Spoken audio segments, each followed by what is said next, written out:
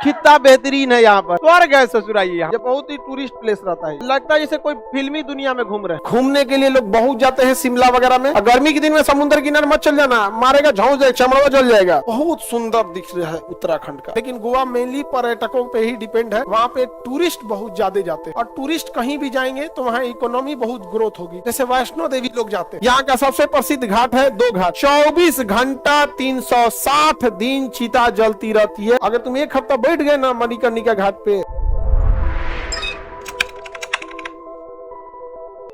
कालका और शिमला के बीच में ट्रेन जाती है जिसका नाम है कालका शिमला रेल मार्ग। कालका शिमला रेल मार्ग, क्या नाम है रेल मार्ग का? कालका शिमला रेल मार्ग। ये पहाड़ों को होकर गुजरती है। ये रेल किससे होकर गुजरती है? पहाड़।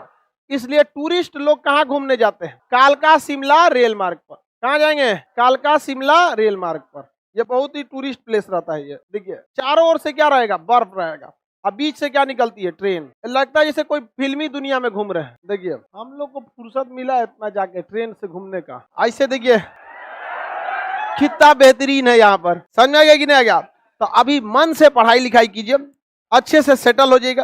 पूरा फैमिली के साथ जाइए, माता पिता को भी घुमाने ले जाइए।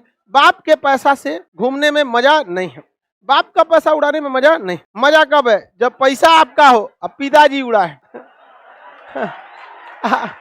अब पिताजी पैसा को उड़ाएंगे, गांव के 10 आदमी को बुला के चाय पिला दे, पैसा देते हो हम, बेटा कमाते हो। अब हमारा मन लगा के पढ़ाई कीजिए, कोई कमी नहीं होगा। दुनिया बहुत बड़ी है। अभी आपको बस गांधी मैदान और इको पार्क पता है दिख रहा है? ये कालका शिमला रेल मार्ग, स्वर्ग है ससुराई यहाँ पर। और ये तो केवल बर्फ वाला इलाका है। जो कालका से शिमला रेल मार्ग में बैठ जाते हैं उनको लगता है कि पृथ्वी कितनी बेहतरीन है। पहाड़ों से जब, अभी तो ये बर्फ से गुजरी, कुछ दूर आगे जाके किससे गुजरती है? पहाड़ों से। पहाड़ से गुजरेगा तो इतना खतरनाक सीन लगता है अब यहाँ से जब झांकिएगा ना तो पूरा नीचे का नजारा अलग ही रहता है वहां पर। कालका शिमला रेल मार्ग पर्यटन के लिए बहुत ही फेमस है, कालका शिमला रेल मार्ग। चले, ये इतना चला गया, इस एक और था इमेज इसमें। तो कालका शिमला रेल मार्ग इतना सुंदर है कि इसे यूनेस्को में शामिल कर दिया गया, विश्व धरोहर में। बस टिकट कराइए, कालका से कहाँ जाइए? शिमला। वो दोनों ओर से आपको ना पहाड़ वगैरह मिलेंगे सब इस टाइप का। और जब पहाड़ जंगल में जाएगा ना तो अगल बगल में इधर यहाँ पे आपको नीचे में अलग अलग बड़े बड़े जानवर मिलेंगे, बाघ, शेर, हाथी, सब चीज ओरिजिनली एकदम। आप तब आपको लगेगा कि नहीं प्रकृति कितनी सुंदर बनाई गई। यहाँ पर आप जाएंगे हिम तेंदुआ मिलेगा, बर्फ वाले बाघ अलग होते हैं, बर्फ का शेर अलग होता है, बर्फ का अलग रहेंगे सर। ट्रेन को कहीं कहीं हाल्ट पर रोक देता है वहां पे। ये ट्रेन सफर के लिए नहीं, टूरिस्ट के लिए ही चलाई जाती है।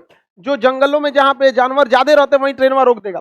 और ट्रेन को उसी हिसाब से डिजाइन भी किया गया। जंगला देखते हैं कितना बड़ा बड़ा है, हाँ हाउ वाला नहीं, अपने जनरल डिब्बा वाला इतनी चुकी जंगला ऐसे झांकों में एक आदमी से ज्यादा झांकी नहीं पाता, ऊपर सोचा साइकिल टांग देता है साइकिलिया का पैडिलवा टांग देगा, चल चलिए वहां पे। ये किस लिए बनाया गया है? पर्यटन के लिए। इससे ज्यादा सुंदर कहीं रेल मिलेगा। और ये ट्रेन सामान वामान ले नहीं जाने के लिए होती है। इसकी ट्रेन की चौड़ाई भी क्या होती है? कम होती है, क्योंकि बहुत चौड़ा ट्रेन रहेगी तो काट के उतना पहाड़ काट के बनाना भी बड़ा मुश्किल है। कभी जाएंगे तो झरना गिरेगा, ऊपर से झरना गिर रहा है।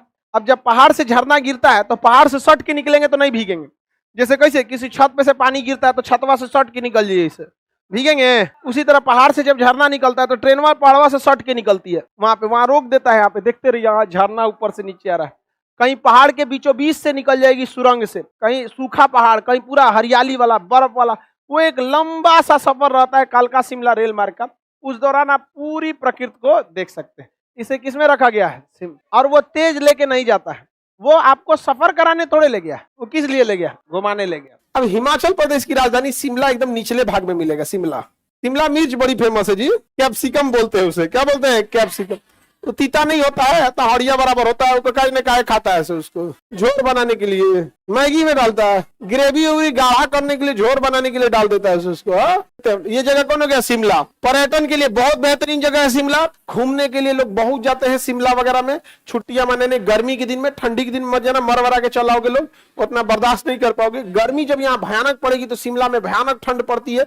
बहुत अच्छा क्लाइमेट एडजस्टमेंट हो जाता है। ठंडी के दिन में घूमने जाना है तो समुद्र के किनारे जाना, वहां पे गर्मी पड़ रहा होता है। और गर्मी के दिन में समुद्र किनारे मत चल जाना, मारेगा झाँस जाएगा, चमड़वा जल जाएगा। ओमे मार लगा के बैठल रहता है, उसको दुकान बोलता है सनस्क्रीन। हाँ, घरे से मार निकाल के लेके रहता है, मार लगा के बैठल रहता है, कहता है सनस्क्रीन है। उसी लेवल का कोई चीज रहता है, ग्रीस मोबिल टाइप का कुछ। ये जगह कौन हो गया शिमला पर्यटन के लिए। दवाइयों वगैरह का उत्पादन सोलन में। अब देखिए दवाइयों में क्या है ना कि ठंडा रखना जरूरी है दवाइयों को, बहुत सारी दवा का, तो फ्रिज से अच्छा ऐसा जगह रखे कि गलती से अगर फ्रिज के बाहरों है तो कोई दिक्कत नहीं है। तो भाई इस बात शिमला में कौन फ्रिज खरीदेगा, वो कश्मीर में कौन फ्रिज खरीदेगा, सियाचिन में फ्रिज खरीदने की जरूरत है। वैसा ही है, वहां पे ठंड पूरा पड़ते रहता है, दिक्कत नहीं होता है यहाँ पे। सेब के लिए तो पूछिए मत, हिमाचल प्रदेश तो पर्यटन बहुत अच्छा से होता है। हिमाचल प्रदेश सेब का उत्पादन हिमाचल प्रदेश बहुत अच्छे से हो जाता है। उत्तराखंड रियल में ना, आप जैसे देहरादून जैसे प्रवेश कीजिएगा, बहुत सुंदर दिख रहा है उत्तराखंड का। पहाड़ है और हरे भरे पहाड़ हैं, सब पहाड़ कैसे हैं, हरे भरे, जंगल है, हाथी है, शेर है, बर्फ के पहाड़ हैं, फूलों की घाटी है, ऐसा लगता है जैसे स्वर्ग है यहाँ पे उत्तराखंड। लेकिन तबाही भी आता है, कभी पहाड़ी गिर जाएगा, कभी जमीनें धसक जाएगा, कभी बादलें फट जाएगा, तबाही भी बहुत आता है, समझ। सुंदरता भी है, तबाही भी आता है बहुत भयानक उत्तराखंड। शादी के बाद जिंदगी भी उत्तराखंड हो जाती है, मतलब जिसका ब्याह शादी हो गया खुशहाल भी रहेगा, जो कहेगा खाना पीना बनाने के लिए मिल जाएगा बना के यहाँ पर, लेकिन तबाही भी होती रहती है। कभी कभी भूकंप भी आएगा, ज्वालामुखी आएगा, कभी भूस्खलन होगा, समझा के तूफान उफान सब आता है, चक्रवात आता है। हाँ, अच्छा भी होगा यहाँ पर। देखो लड़की लोग, तुम लोग समझो हम क्या बोले हैं, ब्याह के बाद जीवन क्या हो जाएगा, उत्तराखंड। तो ये बात का लड़का बुरा नहीं माना है, हम यहाँ ये बात किसी के बोले हैं, सब झगड़ा किसी एक और से होता है नहीं, लेकिन आप लोग एक्सेप्ट कर लिए कि आप ही लोग से हो रहा है। आप बताओ, वो विरोध किया है नहीं, वो एक्सेप्ट किया, हाँ सर ऐसा होता है, लड़ाई झगड़ा भी होते रहता है, ये भी होते रहता है, लेकिन ये सब गुस्सिया के सब इतना ही सबका हम सपोर्ट करें, कोई किया होगा आज तक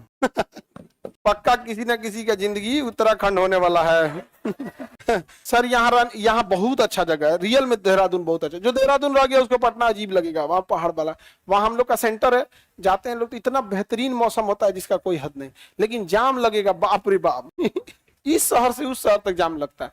और यहाँ ना शहर ऐसे दिखता है कि ये शहर है उधर, मुझे वहाँ शहर ऐसे दिखता है देहरादून है वो मसूरी है, वहाँ ऐसे दूरी होता है, ऐसे दूरी थोड़ी चलना होता है, बराबर थोड़े है दूरी का कितना है 15,000 फीट ऊपर, ऐसे दिखेगा। वो कौन है, हमको लगा कौन पहाड़ है, तो कह मसूरी है। और वहां से जाम लगा था देहरादून तक, मतलब एक शहर से जाम लगेगा देहरादून दूसरा। होता क्या है ना कि सड़कें पतली होती है, पहाड़ के किनारे किनारे, ओमे कोनो का गाड़ी खराब हो जाएगा। अब भैया एगो तो पतला सड़क, ओपे से एगो खराब हो गया, निकलने में कितना दिक्कत होगा। दूसरा ना, जैसे देहरादून में एंट्री मारिएगा शुरुआत में ना 15-20 किलोमीटर तक नेटवर्क गायब हो जाता है, पहाड़ वाला एरिया आता है, सुरंग वगैरह में घुसेंगे नेटवर्क गायब हो जाता है। तो उत्तराखंड बहुत बेहतरीन जगह है। अभी गोवा में एक मोपा नाम के शहर में बड़ा नया एयरपोर्ट खुला है, मोपा एयरपोर्ट, वहां पे ब्रिज वगैरह भी बनाए गए हैं काफी ज्यादा। गोवा में आप जाइएगा तो वहां पे नारियल की खेती, काजू की खेती, ये सब चीजें ज्यादा होती है यहाँ पे।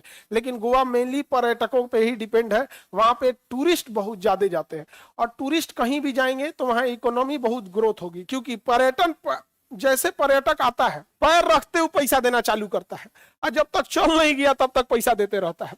न वो आपका राशन कार्ड मांग रहा है, ना आपसे कोई आवास योजना मांग रहा है, आते पैसा देगा। जैसे सपोज कीजिए आप गोवा गए, उतरते ऑटो वाले को दिए, फिर होटल में गए तो होटल वाले को दिए, खाना खाने गए रेस्टोरेंट वाले को दिए, समुद्र घूमने गए नाव वालों को दिए, बीच पे गए कुछ वहां बेच रहा है कोई फुटपाथ पे छोटे लेवल का, उसको दिए खाना पीना, कुछ खरीदने का मन किया वहां खरीद लिए। अब वहां पे कहाँ कहाँ घूमेंगे, छोटी छोटी गलियां हैं वहां पे, तो स्कूटी रेंट पे ले लीजिए, उसको पैसा दिए। आपको वहां से कोई स्टेपल फूड लेना है, जो वहां के लोकल अच्छा फूड है, वहां से लिए, फिर वापस आए, होटल खाली किए, ऑटो में बैठे, गाड़ी में बैठे, एयरपोर्ट आए, एयरपोर्ट पे टिकट, मतलब तुम जब घुसा था और निकला तब तक तुम एटीएम का मशीन थे, धकाधक पैसा दे रहे थे। अब बिहार में कौन आ रहा है घूमने, जरा सोचो, कौन आ रहा है, नहीं आ रहा है लोग कोई घूमने। वो तो बौद्ध पर्यटक जगह है तो आ भी रहे लोग, बौद्ध गया वगैरह में, ये बहुत बड़ा चीज है यहाँ पे।